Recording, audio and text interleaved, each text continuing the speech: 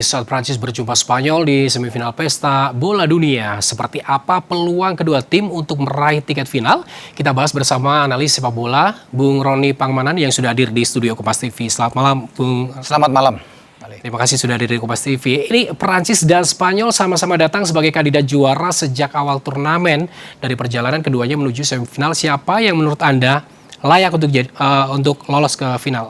Saya bilang ketika mereka berdua ada di semifinal, ya dua-duanya tim yang tidak terkalahkan, kecuali Spanyol sempat bermain imbang ya dengan Cape Verde pertama, dan Prancis tampil luar biasa tidak terkalahkan bahkan dalam 6 pertandingan mereka, dan itu memang catatan impresif kalau saya bisa melihat.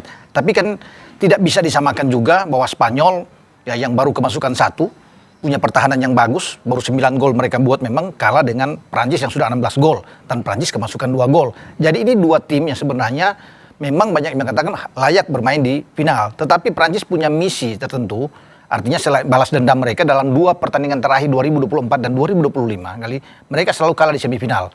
Ya di Euro kalah 2-1 dan di Nation League 5 Juni 2025 di Stuttgart. Dan itu sangat dramatis, ada 9 gol yang lahir dengan Kylian Mbappe bisa membuat 1 gol penalti dan Lamine Yamal yang membuat brace saat itu. Jadi skornya 5-4, bukan adu penalti, tapi ini pertandingan yang luar biasa yang terjadi di waktu normal. Jika kita lihat tadi sebelumnya dalam wawancara Mbappe bilang tidak mau jubawa, tapi si Yamal ini antusias, sepertinya Spanyol akan yakin untuk menang. Kalau bicara yakin, karena mereka yakin 2 kali pertemuan terakhir kan. Oke. 24 dan 25 mereka bisa menang. Cuma dalam kondisi saat ini kan Prancis lagi bagus. Kita lihat head to head atau pertemuan terakhir antara Prancis dan juga Spanyol. Ini jika kita tampilkan ada, ini hanya 5, sebetulnya ada 30 pertandingan terakhir ya. Ya, pertandingan terakhir. Skornya 3-2. Ada sekitar 3-2 dan itu selalu yang paling banyak menang adalah Spanyol. Kalau dari 38 kan 18 mereka menang, 13 dari Prancis. Anda melihatnya apakah ini nanti akan jadi misi balas dendam Prancis untuk... Bagi Prancis saya bilang, ini misi mereka bagaimana untuk mengalahkan Spanyol. Tapi mereka punya misi lain juga nih Gali. Mereka ingin ke final menantang Argentina karena mereka kalah 4 tahun lalu di Qatar. Dengan sangat menyakitkan, walaupun memang sana ada 3 gol dari Mbappe, tapi mereka tumbang. Nah itu yang mereka inginkan untuk bertarung melawan Argentina. Tapi kan harus bisa melewati Spanyol dulu, yang sulit mereka kalahkan dalam 2 pertemuan terakhir. Oke. Namun kan ini juga jadi kepercayaan diri Spanyol karena selalu menang, apalagi 2 tahun terakhir, dua kali pertemuan terakhir itu menang.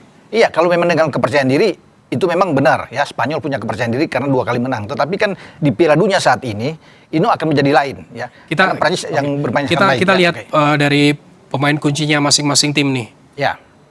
Kita lihat di Prancis sini ada Ousmane Dembélé, ada Kylian Mbappe, Isser Duque. Anda melihatnya seperti apa nih? 16 gol dari Prancis sampai sejauh ini 6 pertandingan, itu 13 gol dibuat oleh 2 pemain. Mbappe 8 Mbappe dan 5 dari Ousmane Dembélé. Ya, kemudian ada Barcola sebenarnya. Mereka punya di sayap 2. Jadi melihat 3 pemain ini pemain yang sama yang tampil ketika mereka kalah 5-4 pada 2025. 3-3 bermain, termasuk dengan Olise saat itu. Jadi 90% Prancis bermain dengan kombinasi yang ada saat ini, demikian juga dengan Spanyol. 90% ketika mereka mampu mengalahkan Prancis saat itu. Jadi ini pertandingan yang sangat ramai. Jadi Anda melihatnya bahwa Prancis ini strateginya akan sama dengan 2025 lalu atau akan ada perubahan, karena kemarin kan tahun 2025 itu di National League ya itu kan kalah tuh. Iya, dan memang agak berbeda karena Prancis saat itu di belakang ada Lenglet dan Konate. Saat ini kan mereka punya Saliba dan Upamecano. Itu yang membedakan. Mereka pasang Kalulu waktu di yang lalu. Kemudian sekarang ada Koundé. Jadi memang berbeda. Ada Theo Hernandez ada bermain di kiri sekarang dengan Lucas Digne. Jadi itu berbeda. Kalau kiper sama, Maignan yang ada di Prancis dan juga dengan Unai Simon yang ada di Spanyol. Kita lihat di Spanyol coba. Di Spanyol otomatis akan mengandalkan Yamal. Sama strikernya ada Mikel Oyarzabal yang sejauh ini sudah membuat 4 gol dan Lamine Yamal sudah membuat 1 gol. Memang ada Rodri, tapi Rodri kan ini elemen penting sebagai gelandang yang lebih bertahan.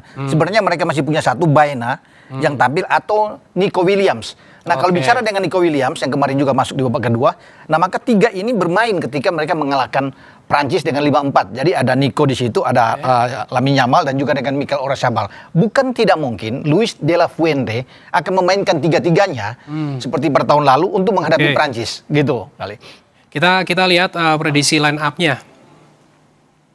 Nah, jika kita lihat ini tadi sudah diutarakan, namun Spanyol ini ada ada senjata rahasia yang selalu dimainkan di babak kedua. Namanya siapa itu? Merino. Mikel Merino. Mikel Merino. Bicara dengan Mikel Merino kan 2 gol saat ini. Lawan Portugal dia bisa membuat gol ketika dia masuk ya menit 84, kemudian 90+1 dia bikin gol. Kemarin masuk di menit 85, dia menit 88 bikin gol. Artinya ini super sub yang berbahaya yang ada di Spanyol. Nah, kalau kita undur ke belakang, Mikel Merino ini bermain ketika melawan Prancis saat itu sebagai pemain inti. Ya. Ada Mikel Merino sana, ada Martin Subimendi dan Pedri. Sekarang kan berbeda.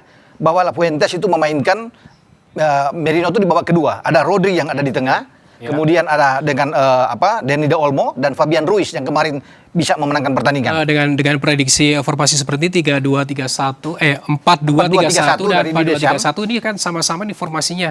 Anda melihat kelemahan masing-masing seperti apa? Ya mungkin Prancis mungkin di Koundé yang harus diingat karena mereka punya pemain sayap yang bagus ya. Dengan Digne juga di kiri karena Lamine Yamal di sana bersama dengan Nico Williams kalau dimainkan. Kalau kita bisa melihat dengan gelandang ada Kone dan Rabiot, ini kan gelandang yang sama dimainkan juga oleh Didier Deschamps pada tahun yang lalu ketika mereka kalah. Tapi dengan Spanyol agak berbeda memang. Kecuali yang kita bilang tadi ada Oyarzabal, ada Yamal dan Nico. Kalau Baena yang dimainkan mungkin Baena lebih dulu. Nico sebagai super sub. Di belakang juga Laporte dan Kubarsi ini masih baru dibandingkan dengan yang lalu. Terakhir singkat saja jika melihat komposisinya seperti ini dan Anda tadi sudah melihat bagaimana perjalanan kedua tim ini sampai di semifinal. Prediksinya terakhir singkat saja. Saya pikir 50-50 ya. Akan membawa ini pertandingan ini mungkin ke perpanjangan waktu dan adu penalti. Itu yang akan terlihat karena kedua tim ini kan sama, memiliki kekuatan yang sama, dua-dua bisa bermain secara terbuka dan satu gol itu sangat penting. Jadi kalau siapapun yang membuat gol pertama itu akan berarti untuk bisa mencetak kemenangan. Karena sulit untuk bisa mencetak di atas 3 gol ketika dua tim yang sama. Jadi prediksinya imbang akan sampai adu penalti kemungkinan besar seperti. Ya. Oke, terima kasih Bung Roni Pangemanan telah bergabung bersama kami di Kompas TV, analis sepak bola. Dan saudara, usai jeda kami akan kembali dengan informasi yang lainnya.